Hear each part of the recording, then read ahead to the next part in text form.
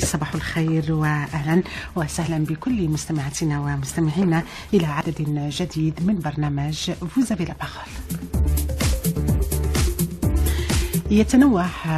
تتنوع مواضيعنا وضيوفنا من يوم لآخر. نبحث دائما عن الجيد لنقدمه للجالية العربية الكبيرة.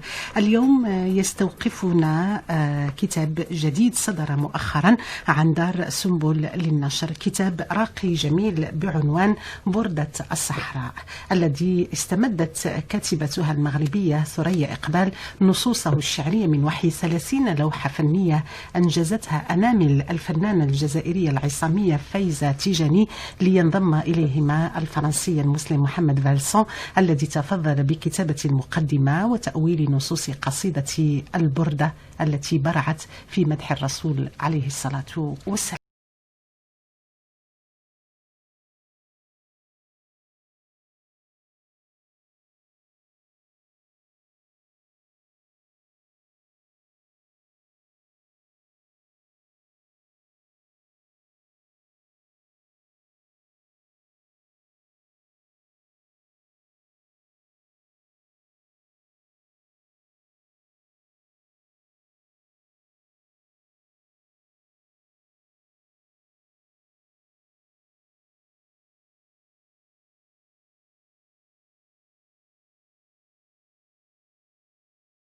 دمي مزجت دمعا جرى من مقلتي بدمي، أم هبت الريح من تلقاء كاظمة، وأومض البرق في الظلماء من إضمي. يا لائمي يا لائمي في الهوى العذري معذرة مني إليك، ولو أنصفت لم تلمي. عدتك حالي لا سري بمستتري، عن الوشاة ولا دائي بمنسحبي. إني اتهمت نصيح الشيب في عدل، والشيب أبعد في نصحي عن التهم. فإن أمارتي بالسوء ما اتعظت من جهلها بندير الشيب والهرم، ولا أعدت من الفعل الجميل قرى ضيف ألم برأسي غير محتشم.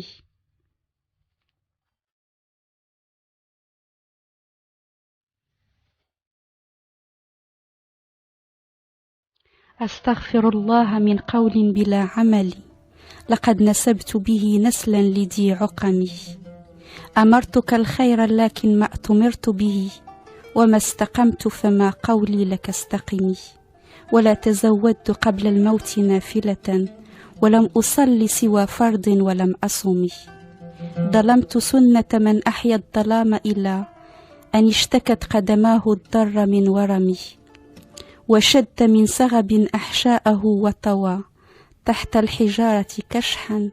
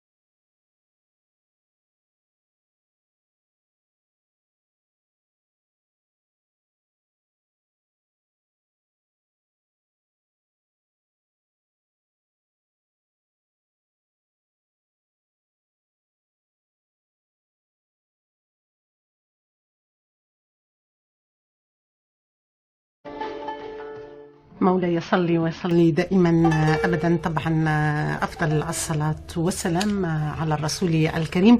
أرحب بضيوفي مباشرة في الاستوديو الأستاذة الكاتبة والمترجمة والباحثة في الصوفية ثريا إقبال. صباح الخير وعسلامة ومرحبا بك. جيتينا من المغرب، سوف طبعا نذكر المناسبة، وعلى كل شرف لنا أنك تكوني معنا مرة أخرى في استوديوهات إذاعة الشرق. شكرا، الله يعطيك الخير. وطبعا نذكر أنه القراءة اللي استمعتوا إليها في بداية البرنامج هي بصوت الأستاذة ثريا إقبال لقصيدة البردة. ونرحب أيضا في الاستوديو بالفنانة الجزائرية فايزة تيجاني، أول مرة تزورنا في استوديوهات إذاعة الشرق. صباح الخير ومرحبا بك معنا، إن شاء الله ما تكونش آخر مرة إن شاء الله. ونرحب أيضا باسم أكيد يعرفه مستمعو إذاعة الشرق اللي ديجا chez nos auditeurs, c'est Mohamed Valsan. مرحبا. السلام عليكم ورحمة الله. Grand bonheur de revenir parmi vous. Merci, c'est gentil. Alors, 3 أسماء مهمة وكبيرة تجتمع اليوم. طبعا المناسبة هي كتاب لا بوردة دو ديزير أو بردة الصحراء. هذا الكتاب الأنيق والجميل، وطبعا تجربة رائدة في البحث في مجال التصوف. كيف تم هذا اللقاء؟ Comment est née cette rencontre?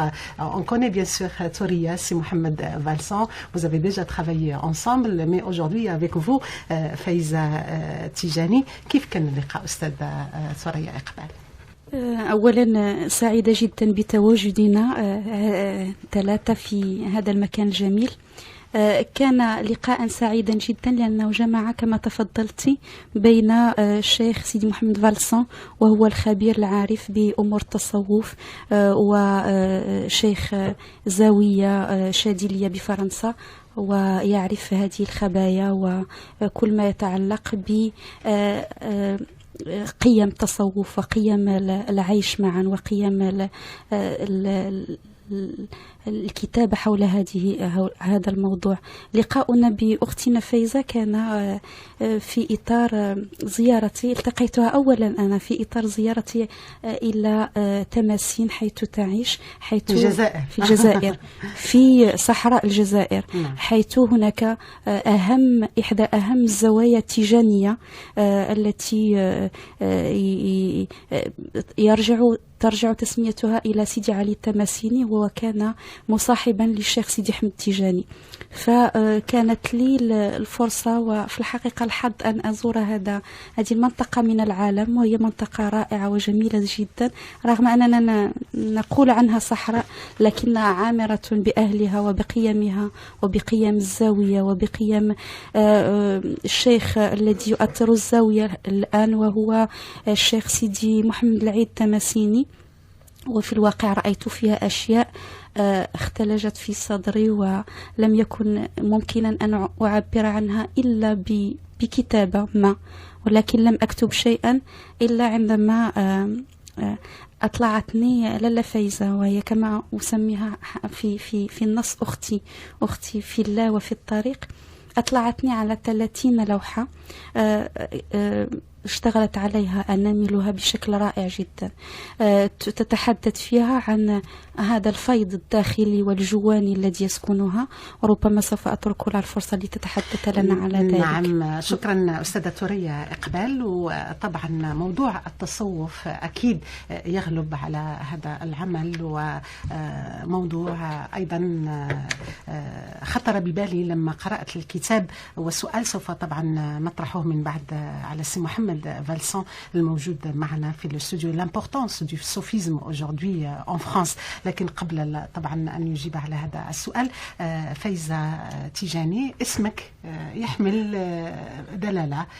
فايزة تيجاني، أنت من منطقة تماسين مثل ما قالت الأستاذة ثريا إقبال، مدينة توغورت بالنسبة للمستمعين اللي طبعا يعرفوا، وهي معروفة بالزوايا الكبرى خاصة الزاوية التيجانية.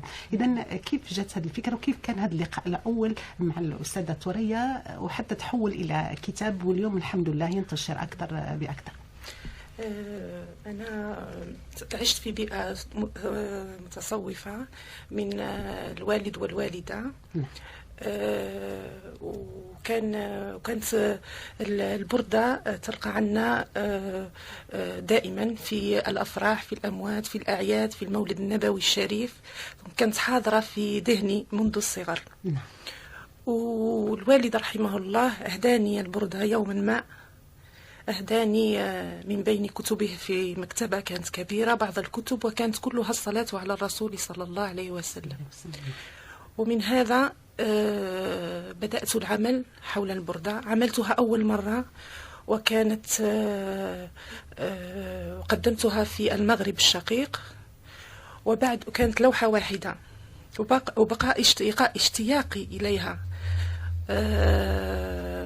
ومن هذا بدأت في العمل بها 30 لوحة، لأن الشوق كان كبير للرسول صلى الله عليه وسلم.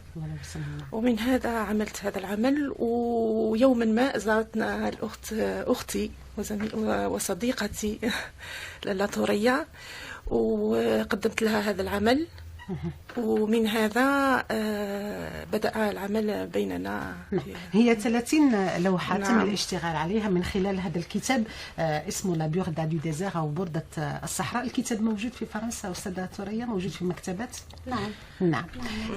إذا طبعا لمن يود أن يكتشف اللوحات فرصة جميلة جدا، والافتتاح المعرض اليوم في المركز الثقافي الجزائري ابتداء من الساعة 6:30. طبعا المعرض والكتاب أيضا موجود اليوم ابتداء من الساعة 6:30 عفوا افتتاح المعرض. هذا المعرض الذي سوف يستمر حتى 27 من شباط فبراير بالمركز الثقافي الجزائري، والعنوان l'adresse du Centre culturel algérien 171 rue de la Croix-Nivert, Paris 15e. Donc il ne faut pas rater ce rendez-vous très important de cette exposition ce jeudi 4 février à 18h30, vernissage à 20h et l'exposition continue jusqu'au 27 février.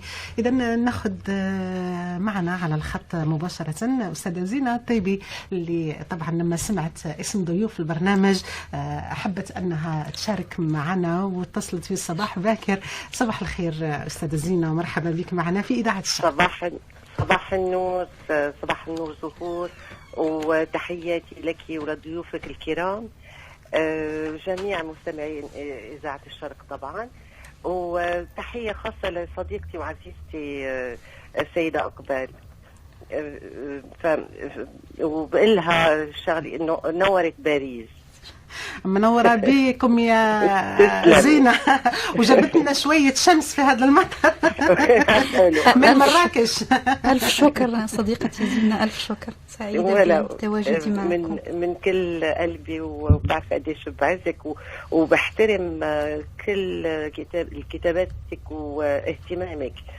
ولكن سؤالي رح يكون بالفرنسي، معليش زهور. معليش أكيد، تفضلي، احنا طبعا نرحب بكل اللغات. تسلمي. والسؤال رح يكون للأخت إقبال. Dans tous vos écrits, vous mettez l'accent sur la beauté et la bonté du message divin. Et dans ce nouveau livre, si j'ai bien compris, vous montrez à quel point la spiritualité se dégage de l'œuvre de Madame Faiza Tedjani. Mais on a aujourd'hui le sentiment que cette spiritualité se perd, surtout parmi cette jeunesse. Et même cette recherche de principes supérieurs qui vous est cher n'existe plus. Et j'aimerais savoir, est-ce que ce manque de recherche est la cause de l'émergence de la violence que nous vivons aujourd'hui? On a l'impression que la connaissance des principes fondamentaux sont méconnus. Et je parle des principes fondamentaux de la religion musulmane. Ils sont mal compris, inconnus. Et j'ai l'impression, à cause de cela, cette jeunesse aujourd'hui se perd dans une recherche futile. Qu'est-ce que vous en pensez, vous qui êtes si spirituel et toujours à la recherche de cette beauté et bonté? Merci beaucoup Zina Taibi, et je pense que même notre invité, c'est Mohamed Valsan, va répondre aussi à une partie de cette question. Donc Thouria, je vous laisse le micro pour répondre, mais le réalisateur, il me dit juste après la pub, si vous me permettez. Donc restez à l'écoute.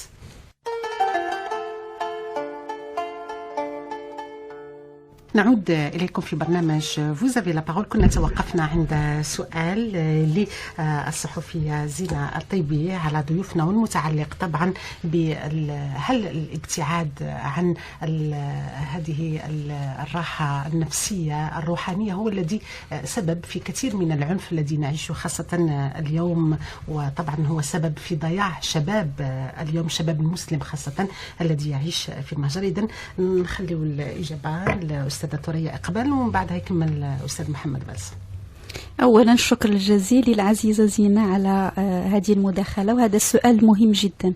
بالفعل اليوم هناك مشكلة كبيرة جدا عند الشباب، هناك ضياع، هناك نوع من عدم معرفة الأشياء، وعندما لا نعرف الأشياء ونجهلها نخافها ونحاربها. فالدين قائم على مبدأ الجمال، لأن ربما عكس لما قد يتصوره البعض أن دين الإسلام هو دين صرامة فقط، لكن في الواقع هناك صرامة لكن هناك أيضا ليونة وجمال، وهو دين اعتدال، والاعتدال في الواقع هو قائم على الجمال والجلال، ومقام الجمال موجود بشكل كبير جدا، لأن والتصوف ربما يمكن أن نعرفه أنه هو مقام الإحسان، ومقام الإحسان هو أن نعبد الله كأننا نراه، فإن لم نكن نراه فهو يرانا. فلذلك عين الله الراعية دائما والتي تنظر لنا بجمال وجلال في نفس الوقت هي التي تكون معيار ومقياس كل شيء. فالمسلم والمؤمن والمحسن الحقيقي هو الذي يتصرف في يومياته على أساس أن كل شيء يعمله يوميا يجب أن يرقى إلى هذا المقام. ومقام الإحسان فيه مقام الحسن، والحسن يحيلنا أيضا إلى مبدأ الجمال والتناغم والأشياء الرائعة التي لا يمكن للإنسان أن يكون إنسانا حقيقيا ومسلما ومحسنا ومنفتحا على الآخر إلا إذا حقق في نفسه هذه القيم الجمال والتناغم والإحسان. إذن سي محمد فالسون pour répondre à la question de Zena. Eh bien, la jeunesse est en rupture actuellement de repères, et si elle est devenue violente, c'est qu'elle s'approche dangereusement de ce qu'on appellerait la sauvagerie qu'il y a en nous tous, en tant que l'homme est deux choses à distinguer, c'est-à-dire qu'il est un individu qui peut être très animal sous un certain rapport, et puis il a une nostalgie d'une origine qui est au contraire une certaine perfection, puisqu'on dit traditionnellement dans diverses formes traditionnelles que l'homme a été créé à l'image de Dieu, et que sous ce rapport-là, il a une perfection à retrouver, et que notre vie sur Terre, d'une certaine manière, c'est un long pèlerinage pour retracer, refaire le chemin qui mène à cette conscience de l'origine. Donc c'est évident que si cette jeunesse est élevée sans ses repères, sans la beauté de la part de l'islam, et qu'effectivement on insiste exclusivement sur la jalala, c'est-à-dire cette majesté qui peut être dure et sévère, on n'arrivera jamais à cette kamala qui conjugue la jalala et la jamala, la beauté et la majesté. Et l'homme est en quête de cela, et il faut réinventer, réenchanter un petit peu cette jeunesse et nous espérons d'ailleurs que la Burda du désert sera une petite piste pour montrer à quel point non seulement ça doit réconcilier les musulmans avec leur tradition, mais également montrer à quel point cette tradition est dans la continuité, je dirais même comme une phase ultime, parce qu'elle est la dernière en date, simplement, de tout ce que les traditions, d'une manière générale, demandent à l'homme, de retrouver son humanité et de s'éloigner de cette sauvagerie qui le guette à tout moment. À votre avis, c'est Mohamed Valson, en France, le soufisme peut apporter une réponse aux jeunes issus de l'immigration qui sont un peu perdus? Mais le soufisme est une fenêtre ouverte sur le monde. C'est une capacité à comprendre les choses derrière leur diversité, et de voir l'unité qui unit les cœurs, l'homme et l'homme partout, qu'il soit jaune, noir, blanc ou rouge. Derrière les diversités apparentes, il y a toujours une unité fondamentale. Et le soufisme est basé sur cette observation de l'unité qui fait que tous les chemins, même s'ils sont différents sur le plan du cheminement, ne font que servir l'homme. Et l'homme, eh bien, comme il est unique, sous ce rapport-là, un Chinois, un hindou, un musulman, un bouddhiste, donc, etc., toutes les traditions chrétiennes, juives et autres, doivent pouvoir se reconnaître avec des symboles fondamentaux. Et la Bourda du désert essaye de rappeler ces éléments fondamentaux qui passent au-dessus des diversités. ثريا إقبال، طبعا لما نتحدث عن الصوفية وحضرتك بحثت كثير في هذا المجال، هل هناك خلل في التعريف بالتصوف للشباب حتى أصبح اليوم يعاني من هذا التشتت في الأفكار وربما أصبح يميل إلى العنف أكثر، أم الناس المهتمين بالبحث في المجال الصوفي قلائل وربما غائبين في كثير من المجالات؟ أستاذة ثريا إقبال. هي في الواقع الصوفي ما هو إلا من يعبد الله في ذاته وفي خلوته وفي عمقه، لأن التصوف قائم على مظهر الظاهر ولكن الباطن أكثر. وربما بالنسبة لبعض من هم يساهمون في هذا المجال لا أقول أنهم قصروا، لكن باعتبار أن سيرهم أو مسيرتهم أو سلوكهم داخلي أكثر، فهم يعتبرون ذلك سلوكا داخليا. لكن هناك من كلف بالتبليغ، واليوم أعتقد أن من يشتغل في هذا المجال من واجبه ومن المهمات التي يجب أن يطلع بها هي التعريف بهذه القيم. الشيوخ الكبار سواء في التصوف الإسلامي أو في كل المجالات الأخرى تركوا لنا كنوزا كثيرة، سواء من مكتوبة أو نصوصا أو شعرا مغنى أم لا، يفيدنا في ترسيخ هذه القيم. لكن اليوم ما أحوجنا إلى الرجوع إليها، لأن ما يمكن أن يؤسف له هو أن هذه النصوص المؤسسة لا تدرس لا في الجامعات ولا في الثانويات ولا فلذلك أعتقد أن الشباب اليوم هم في رحلة بحث، وعندما نتحدث معهم في هذه الأشياء يمكنني أن أقول لك أننا نجد قلوبا مفتوحة ونظرات مشعة، لأن الإنسان كما تفضل الشيخ هو نفسه في كل أنحاء العالم، هو نفسه في نفس رحلة البحث على هذا الرجوع إلى ما يؤسسه كإنسان كامل وكإنسان خلق على صورة الله سبحانه وتعالى، وما هذه الصورة إلا صورة التناغم والجمال والإبداع الذي في داخله. فلذلك نحن اليوم مطالبين، المشتغلين في هذا الحقل مطالبين إلى الخروج بهذه الأشياء وللتذكير، لأن الذكر ما هو إلا لو رابيل، والتذكير بهذه القيم التي هي مسقولة في قلب كل إنسان منا. وطبعا مناسبة المعرض في المركز الثقافي الجزائري هي فرصة، c'est une occasion pour vous, mesdames et messieurs, de partir avec vos enfants pour visiter cette exposition. Vous allez apprendre beaucoup de choses.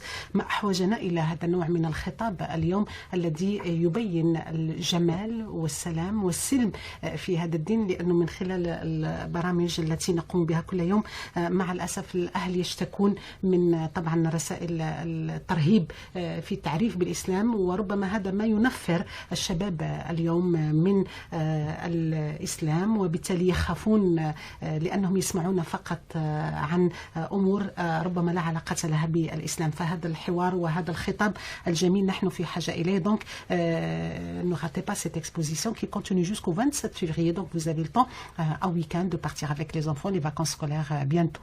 Donc n'hésitez pas à aller avec vos enfants visiter cette exposition. Vous allez découvrir beaucoup de choses, bien sûr. Cette rencontre et exposition autour de l'ouvrage La Burda du désert au Centre culturel algérien au 171 rue de la Croix-Niver à Paris 15e. إذن طبعا اللوحات هي لفايزة تيجاني، وطبعا الزاوية التيجانية معروفة كثير ليس فقط في الجزائر وإنما في دول أخرى خاصة في المغرب وفي السنغال. سوف نعود إلى هذه النقطة وإلى هذا الحوار الجميل مع ضيوفنا هذا الصباح إذا سمحتم بعد هذه المحطة الإعلانية.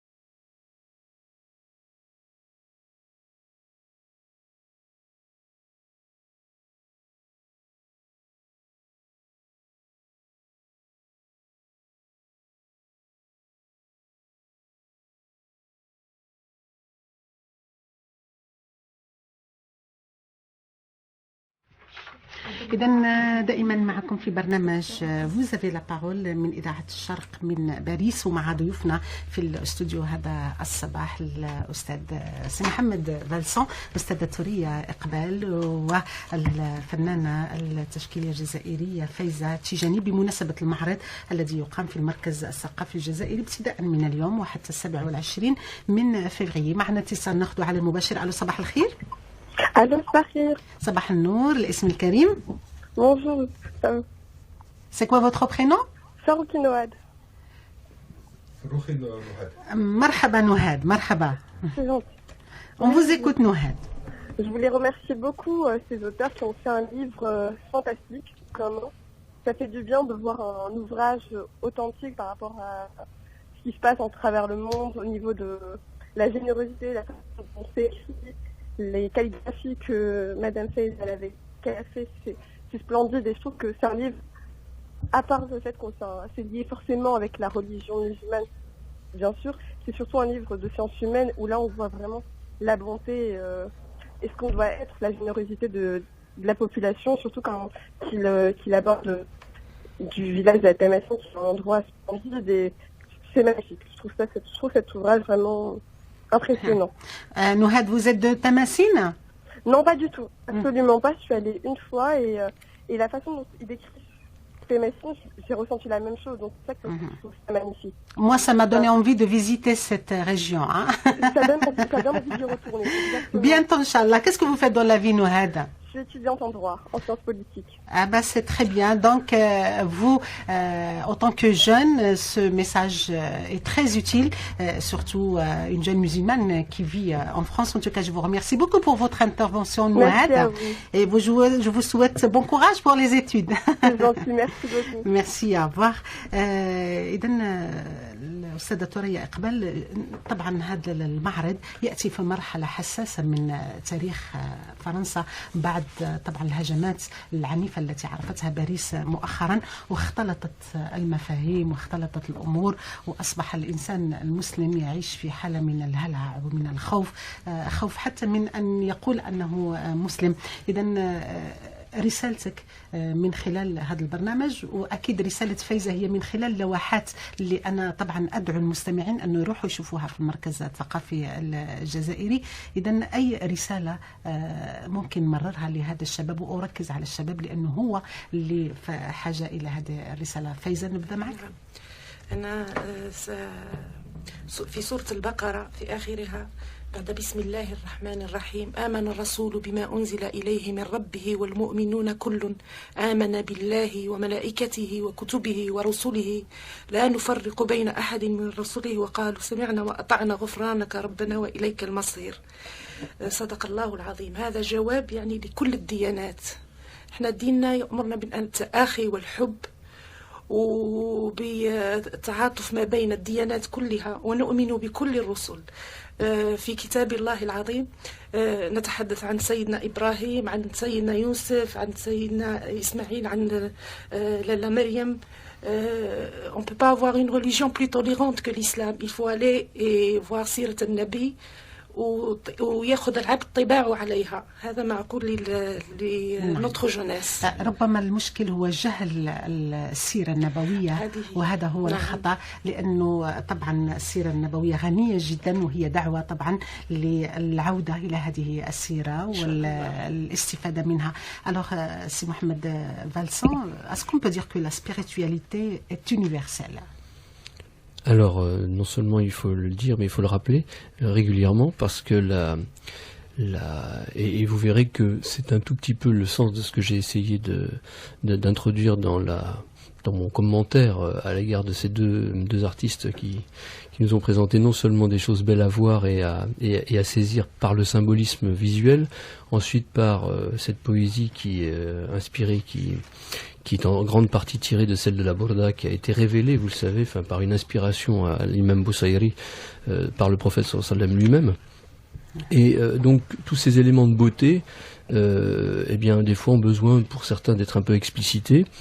Et j'ai essayé de montrer que Lala Faiza, dans son innocence, spontanéité et dans sa créativité naturelle de quelqu'un qui a été élevé dans le berceau d'une région et d'une zaouïa, a pu ressortir et produire naturellement comme ça des grands principes symboliques.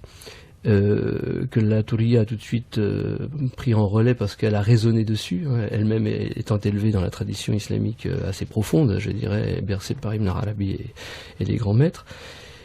Et donc, voyant cette curiosité des tableaux d'une part, la beauté des vers de l'autre, eh bien, j'ai essayé de montrer que prenons l'exemple d'un poisson, puisque le poisson revenait régulièrement dans les tableaux, eh bien ce poisson on le retrouve évidemment non seulement en islam, au centre du Coran, au début même du Coran si on fait attention, parce que l'histoire de Sina Yunus alayhi salam, Jonas et le poisson est célèbre, le fait que Sina Moussa alayhi salam vienne avec un poisson à la main pour rencontrer Sina al-Khidr au milieu du Coran a un sens évidemment très profond, au-delà de l'histoire simplement qu'on nous raconte habituellement, et de dire que ça faisait réponse à des questions que les chrétiens connaissent bien sous la forme de l'ictus, c'est-à-dire ce poisson sauveur qu'est Jésus pour les chrétiens.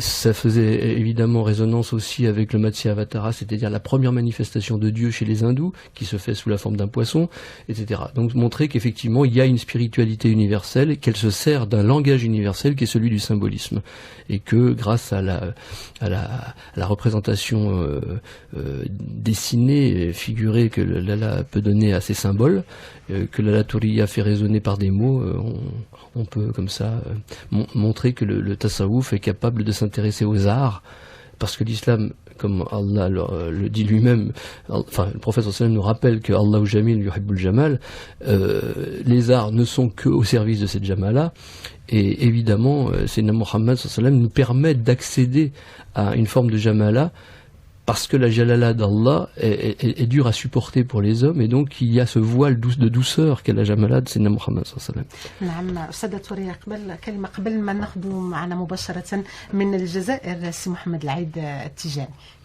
ربما ما أريد أن ألح عليه هو أن في كل قلب كل إنسان هذه نفحة من الإلهية، من الجمال ومن التناغم، وربما الرجوع إلى قلوبنا وإزالة كل الحجب التي ممكن أن تكون حاجزا على الرجوع إلى هذه الأشياء. وربما التصوف هو الباب الأعظم وأحد الأبواب الكبيرة للولوج إلى عالم الإنسان الداخلي، إلى قلبه وإلى جوانيته وإلى نفحة الله فيه وإلى جماله فيه، وأيضا إلى هذه الأشياء التي يجب علينا أن نحققها فينا لكي نصل إلى هذا الكنز المخفي. Le trésor est dans le cœur de chacun de nous, dans le cœur de chaque homme, de chaque femme.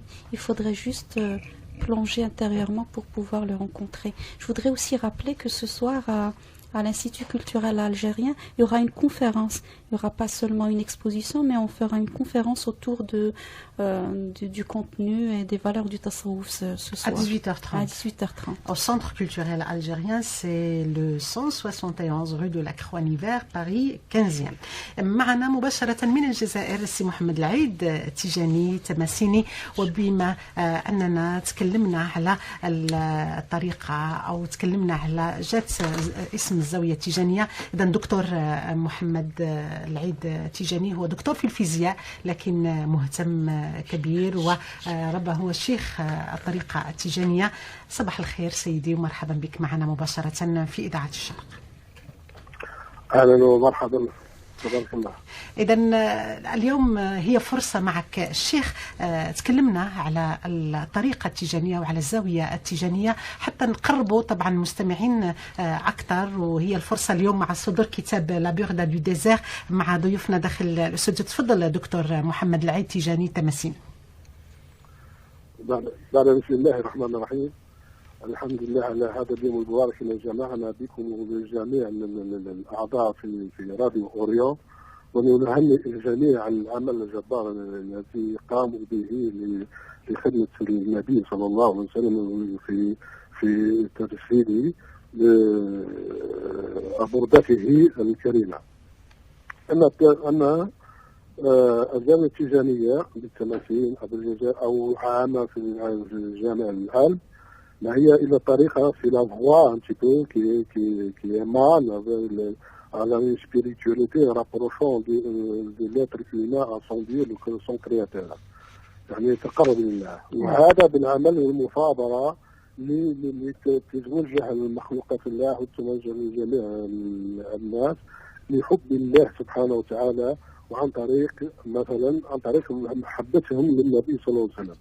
أي الطريق حد ذاتها هي الوصول كما أمرنا الله سبحانه وتعالى أن نتقرب إليه بالصلاة على النبي صلى الله عليه وسلم والتقرب إليه مع النبي صلى الله عليه وسلم. نعم. هذه بصفة إيجابية. طبعا. أما بالنسبة للعفو نعم. تفضل عفوا تفضل سيدي تفضل. أما بالنسبة للكتاب يعني الذي أنجزوه يعني ثلاثي يعني المبارك للفايزة التيجاني والسيدة المحترمة الفاضلة ثريا قباس والشيخ الكريم محمد غيصن، وهذا كل عمل جبار وعظيم جدا ياسر للتقرب، وفيه رسالة خاصة ورسالة يعني للإنسانية في عصرنا هذا بنوع الألفية الثالثة. وهذه رسالة من رسائل التواصل ما بين المجتمعات التي تؤدي إلى إطراق لصيغة التواصل واللغة المفهومة للأجيال للعصرنا هذا والتقدم فيه للوصول إلى الله سبحانه وتعالى الذي هو موجود في كل مكان وزمان. نعم دكتور محمد العيد تيجاني، طريقة تيجانية اشتهرت بكثرة زواياها في العديد من البلدان العربية والإفريقية الإسلامية، الجزائر خصوصا التي تعتبر مهد هذه الزاوية. وطبعا للزاوية عدة مهام تتمثل في إيواء الغرباء المساكين الضيوف، إطعامهم، إقامة الصلوات، تلاوة القرآن وتحفيظه. دور الزاوية اليوم هل نحن في حاجة إليه أكثر من أي وقت دكتور؟ والله العظيم يعني لو كان نحب نفهموا اول حاجه يعني منها ما معنى الزاويه. الزاويه يعني اتيمولوجيكمون يعني سي ان انغل يعني في حيازه او في دوكروتي او في سكراز غير ان سومي او لو سومي نجم نسموه لو فوي ريونو افيك لوفرتور دو لونغل ان تي تاع الزاويه. وهذيك الزاويه يعني فيه تبادل يدخلوا المفاهيم وتخرج المفاهيم، اي المفاهيم الداخله والخارجه فيها تبادل الآراء وتبادل الإنعاش حول تلك البؤرة أو الفوير ريونال، يعني فيها شيء ضاوي وموجه يعني نحن كافلات. وتلك التوجه تلقيه يعني على عدة صفات، يعني صفة يعني الإكرام، يعني الإطعام الناس المساكين والفقراء، او من ناحيه العلميه الفكريه تعليم القران. كي نقولوا تعليم القران يعني تعليم في الكتاب، والكتاب ربي خلقه لنا، ربي خلق لنا الكتاب، يعني القران هو الدستور، هو الموجه، هو التفسير تاع الانسان حطه لنا في الكتاب، والكتاب يبقى هو الموسع، هو اليميس على الانسان على جميع الاصعده حتى الممات، حتى في الحساب الاخره عند الله سبحانه وتعالى حتى يحاسب الكتاب. اذا الكتاب يعطاه لنا هذه الزاوية محافظة على تلك الكتاب، أي كتاب الله إذا حبينا نقوله بصفة عامة، ولتأديه للبشرية على جميع الصيغات نتاعو، يعني على جميع والوسائل اللي نستعملوها للحفاظ على الكتاب، أي ثقافية، علمية، اجتماعية، سياسية، تدور حول في تلك الكتاب في تلك الزاوية. وكل إنسان على حسب إرادته وعلى حسب ثقافته وعلى حسب توجهه يلقى المفاهيم التي يبحث عليها في تلك الزاوية. ولهذا مطلوب علينا كتيجانيين أو غير تيجانيين، ونحن شعب التيجانيين يعني في الجزائر أو في المغرب أو في تونس أو في المغرب العربي أو في إفريقيا أو في العالم العربي الكل أو في العالم الإسلامي ككل، وحتى ما أكثر من ذلك. هذه التبادل الموجود ما بين الإنسانية أو صيغة التواصل هي اللي تنعش وهي اللي تحافظ على مكانة الكتاب. والكتاب لازم نعملوه ونثروه للاجيال والمحادثه عن القران والمحادثه بحب الله سبحانه وتعالى عن طريق حب النبي صلى الله عليه وسلم عليه الصلاة والسلام. طبعا الاسم نسبة إلى المؤسس الزاوية الشيخ أبي العباس أحمد تيجاني الجزائري. طبعا وهي واحدة من أهم الزوايا ذات الصيت العالمي، حيث تعتبر ذات نفوذ في بلاد كثيرة من بلاد المسلمين كما قال الدكتور محمد العيد تيجاني تماسيني. شكرا جزيلا على المشاركة معنا هذا الصباح، وإن شاء الله فرصة أخرى مع إذاعة الشرق طبعا إذا كنت زائر لباريس دكتور. إن شاء الله. إن شاء الله. مع السلامة، إلى اللقاء.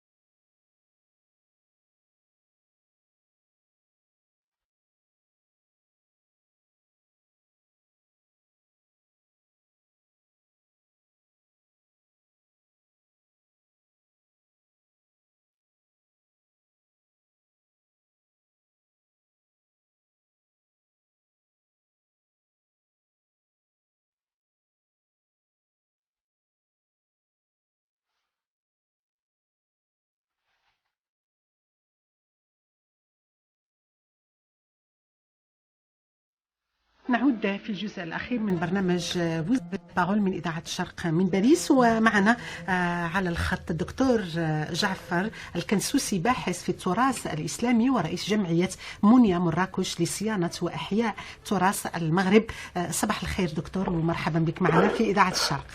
صباح الخير، اهلا وسهلا. إذا طبعا كلمتك تهمنا دكتور جعفر الكنسوسي، خاصة بعد صدور هذا الكتاب الجديد لا بوغدا دو ديزير، واليوم يفتتح المعرض في المركز الثقافي الجزائري في باريس. تفضل الكلمة لك دكتور جعفر.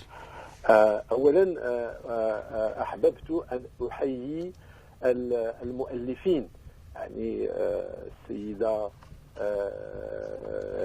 تماسيني والأستاذ غلفان والأستاذة توريا إقبال.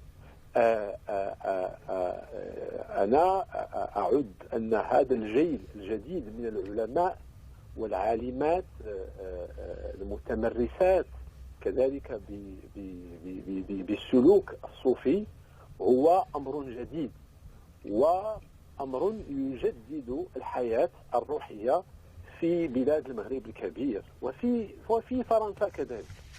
فأولا يعني ما يبدو لي لابد من الإشارة إليه أن المؤلفين هم يعني خبروا هذا الأمر، التصوف والفنون التي تنتج وتصدر عن التصوف، وهذا الكتاب هو خير دليل على ما أقول.